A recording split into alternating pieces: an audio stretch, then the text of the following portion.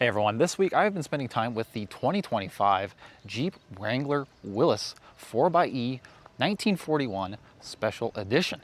This is probably one of the coolest Jeeps I have ever laid eyes on and pays homage to the Willys MB back in World War II. Comes in this special olive green color. It's got 33-inch tires with these awesome looking wheels. You have Goodrich all-terrain TA KO2s front and rear.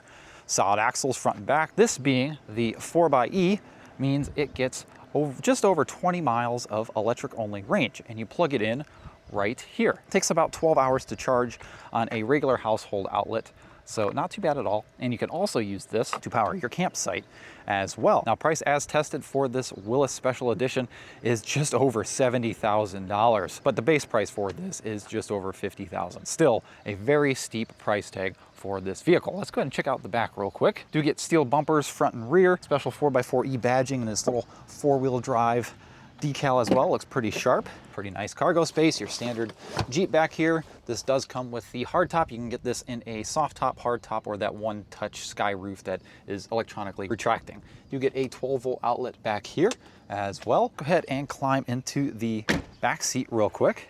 I mean, back here you can see this interior color is this like special burlap color that they would have in the military Jeeps back in the day, this little tan. Very nice, very soft, and very comfortable back here. I'm 6 foot, driver's seat's in my position. I got plenty of headroom and plenty of legroom as well. You get rear vents, your window controls as well. No connectivity back here, which is a little bit of a bummer, but you do get a couple map pockets and a pull down center armrest with a couple cup holders. This is outfitted with the Alpine sound system as well. Sounds pretty decent. I would rate it a C-tier sound system, but you know, you buy a Jeep for that open top experience, which is pretty cool. Go ahead and check out what's under the hood. So under the hood of this Jeep is a 2-liter turbocharged 4-cylinder mated to an 8-speed automatic transmission.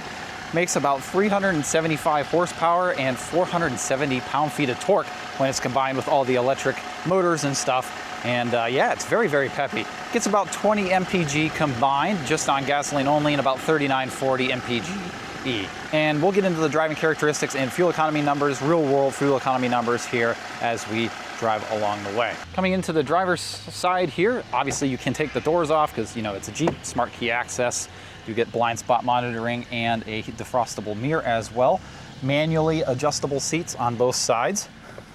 They are heated, and you do get a heated steering wheel as well, which is an option on this vehicle. Taking a look at the interior here in the gauge cluster, you do see that the lettering is more that military style lettering. Your infotainment here is your standard Uconnect 12.3-inch infotainment. I really like it. You do get a backup camera, no trail cameras on this model, which is a little bit of a bummer here, but you do get a bunch of trail pages in here. It's a pretty good infotainment. It's a little laggy at times. Wireless Android Auto, wireless CarPlay works flawlessly this week. Coming down through here, you do get your dual zone automatic climate control. Window controls, your USB-C, USB-A, your axle locker, rear only though. Off-road plus drive mode, some auxiliary switches, your transfer case, shift lever there, and gear selector with that special 41 badge on here. Couple cup holders with a phone holder as well. Manual e-brake, which is nice. Here's your little toolkit to take off the doors. Decent size center console with a USB port and a decent sized glove box as well. Manual dimming rear view mirror, which is actually nuts for a $70,000 Jeep, and a illuminated visor mirror with garage home link as well. I think that about covers all of the interior and exterior features. Let's go ahead and take this for a spin and see what it's like on the road. Over here on the left, you can control whether you want to be on electric, hybrid, or gas only, which is pretty nice. We're gonna stick in hybrid for a little bit.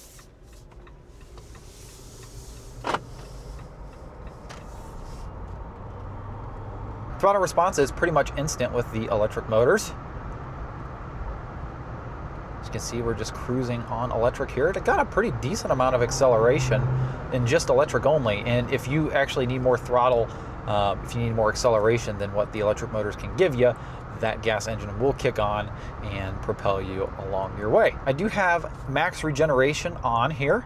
It's just a press of a button. You can basically, I wouldn't say one pedal drive, but darn close to it.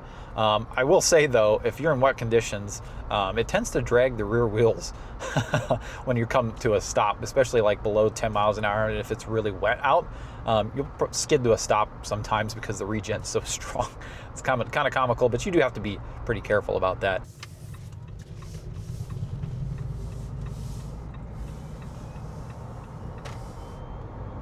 As you can see, the engine is off and we're accelerating at a very good pace, about 50% throttle now.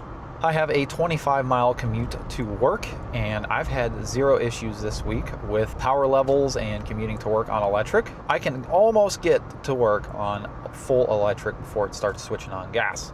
And the cool thing about this is if you're worried about plugging in and recharging at your house, all you got to do is hit this little e-save button over here on the left. And e-save mode saves battery for later use. What I have this vehicle set to is to charge the battery in e-save mode. So that comes in handy when I'm on my way home from work. And when I get home, the battery is at 95%. So I can pretty much drive this thing to work on electric, drive it home and charge the battery and drive it back to work electric the following day and just keep repeating that cycle. It's actually very nice, and I've been able to get some pretty decent fuel economy numbers out of this. Now, take that fuel economy number there with a grain of salt because I've been having a little fun with it. But I've been about 25, 30 miles a gallon on this Jeep just going back and forth to work, which is pretty awesome for a vehicle like this with 33-inch BF Goodrich tires. Now, as you'd expect, it drives like a Jeep. I mean, nothing's really changed since my last couple Jeep reviews, just like the 392 Jeep, albeit with a little less power. And the Jeep Wrangler Rubicon I had. It's the same thing. It's loud, it's bumpy, it's wallery, lots of steering play. But I mean, that's what you expect in a Jeep. This is a really cool special edition Jeep. I think, we live in a world where, there's a lot of identity crises with cars, wilderness trims, stuff that's not really, it's just a bunch of fluff, being the Willys 41. It has history to back the trim up. It's a really cool special edition Jeep, so there's no imposter syndrome if you're worried about that for whatever reason. The regen is really strong. I got my foot off the gas now, and you can see how quickly I am decelerating. Let's go ahead and do a quick 0 to 60, because why not? Brakes are really good. Let's go ahead and floor it. Ooh. Oh my gosh.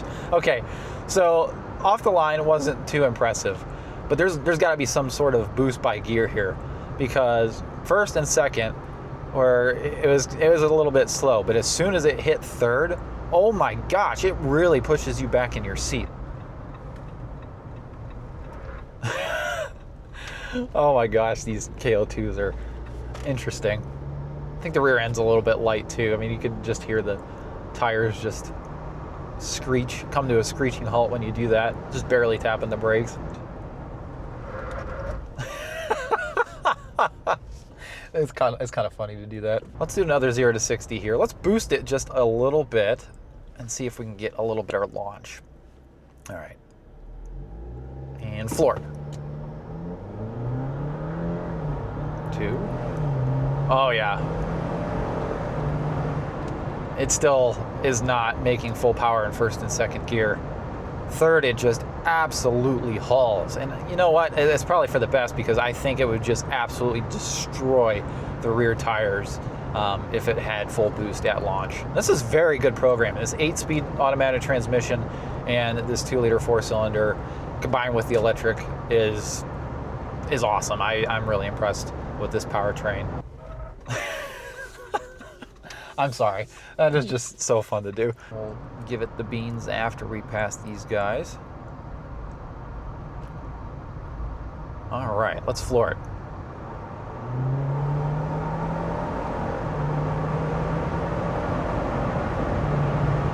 Goodness gracious. This thing absolutely hauls. I mean, yeah, it's not as fast as a 392 Jeep, but it's way, way better than the 3.6 liter V6. Not even close. Then on the highway here, you do get adaptive cruise control. Control your following distance here. You can also use regular cruise control here as well. There's 2 different buttons for that. Super easy to engage. Super loud. Hopefully I'm not clipping the microphone. Lots of wind noise, but I mean, it's a Jeep. What do you expect? It's gonna have a lot of that. Over bumps though, I mean, it handles the bumps and expansion joints nicely. I mean, it's a Jeep. This thing is wicked fast. This powertrain, I think, for a Jeep, because I've driven the 2-liter, the 3.6, and the 392, and this combined, this 4xe, this is definitely the best powertrain I think you can get, although it's extremely expensive. One thing that's been kind of fun this week is people stop me all the time and talk to me about this Jeep. It definitely draws a lot of attention from the public, because I mean it's honest, it's really cool looking. So my overall impressions of this Jeep, while it is fun and exciting and looks great, you know, it's arguably one of the best looking Jeeps I've ever seen, you know, from the factory. It is expensive. The price is definitely something to consider, and definitely a huge con. It's unattainable for a lot of people, and that's kind of a bummer. To a quick turning radius test. Oh yeah, turns on a dime. As maneuverable as you would expect from a Jeep. All right. Well, I think that's going to wrap it up for the 2025 Jeep Wrangler Willys review. Shout out to Jeep for sending me this to review this week. It has been a pleasure. I just think it looks the business. Forgot to mention you get rock sliders as well, probably some skid plating underneath too. Yeah, very, very cool. Thank you guys so much for watching. Please be sure to leave a comment. Let me know what you guys think about this, and if you would buy it, and what you guys' honest take about the price. Thank you guys so much for watching. Be sure to like and subscribe, and we'll go ahead and see ya in the next video. Take care, everybody.